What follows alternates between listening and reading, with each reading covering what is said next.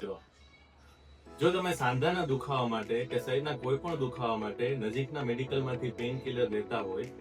તો ખાસ એના નામની નીચે એમનું કન્ટેન્ટ પણ વાંચતા જાઓ,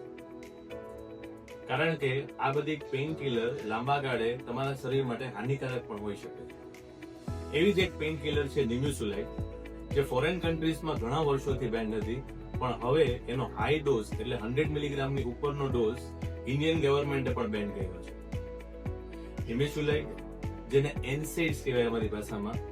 એક પેઇન કિલર હતી જે દુખાવા માટે ઉપયોગ થતી હતી, પણ લાંબા ગાળે એનો ઉપયોગના કારણે લીવર ડેમેજ જોવામાં આવ્યું છે અને એટલા માટે એનો હાઈ ડોઝ હવે ગવર્મેન્ટે બેન કર્યો છે. પહેલેથી જ 12 વર્ષના ઉપરના કિડ્સની અંદર